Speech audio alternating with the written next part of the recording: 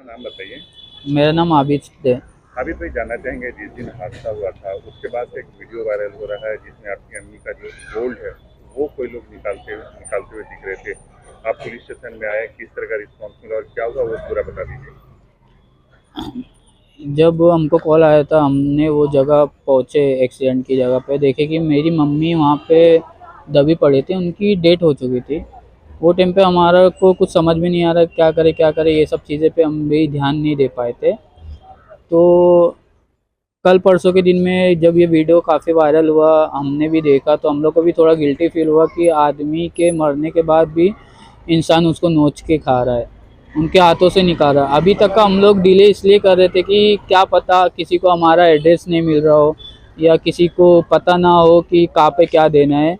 मगर 3 दिन बीत जाने के बाद ये सब चीज़ें अभी हुई नहीं, जो चीज़ें घूमी थी वो हमको मिली नहीं, तो हमने यहाँ पे पुलिस चौकी में आके अननोन पर्सन के खिलाफ एफआईआर दर्ज करवाया है। ये जो सब सामान उनका निकला है, चोरी हुआ है, घुमा, उसके रिगार्डिंग। क्या क्या गोल्ड में क्या क्या चोरी हुआ था जो आपको लग रहा है? देखो, मैंने आज तक का तो अपनी मम्मी लोग से हम लोग ने पूछे नहीं थे कि क्या है। मम्मी ने एक दफ़ा बताया था कि ये सब गोल्ड है, तो मैंने प्रशासन को भी वही चीज़ें बोला हूँ कि ये सब गोल्ड है। अभी प्रशासन ने इसकी कार्रवाई करने का आश्वासन दिया कि उनके हाथों में बंगड़ी थी और कान में छोटी छोटी बालियाँ थी, नाक में थे और गले में चैन थी और सिल्वर कलर की रिंग थी। पंचनामा के टाइम पे प्रशासन ने वो सब चीज़ें हमको कुछ चीज़ें उसमें से दिया है, जैसे चैन और सिल्वर रिंग और एक हाथ का बैंगल।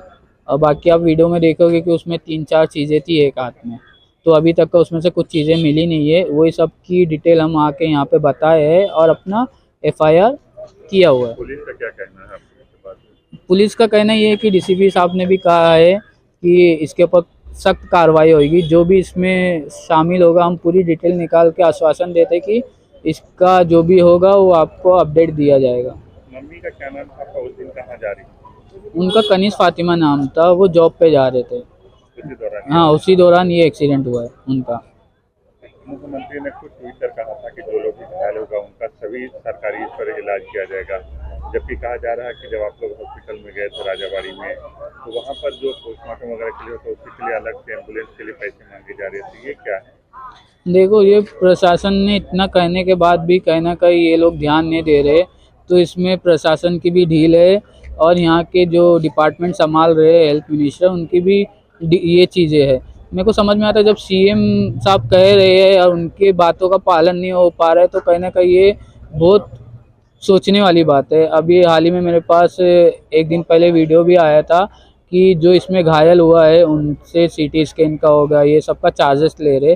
साथ ही साथ जब हमारा बाबा हॉस्पिटल से राजावाड़ी तक का पीएम करने के लिए जो एम्बुलेंस गई तो वो यहाँ से गई, मगर वहाँ पे पहुँचने के बाद जो फाइनल में चादर, 2 पन्नी वगैरह लगता है, तो वहाँ के डिपार्टमेंट लोग बोले कि आपको बाहर से लेना पड़ेगा। मैंने पूछा भी था क्यों, तो बोले नहीं ये सब हम नहीं देते, आपको बाहर से लेना पड़ेगा। तो मैंने बोला ठीक है, तो हमने जाके बाहर से उसका लिया, समथिंग जो भी अमाउंट था वो पे किया है और उसका वीडियो भी मेरे पास है। साथ में वहाँ पे देखे जाए तो एम्बुलेंस की सुविधा ही नहीं है। प्रशासन को इस पर ध्यान देना चाहिए कि एक इंसान 25 साल तक का ज़िंदगी भर कमाया और उनको आपको टैक्स दिया, आप उसके लिए एक एम्बुलेंस की फैसिलिटी नहीं दे सकते।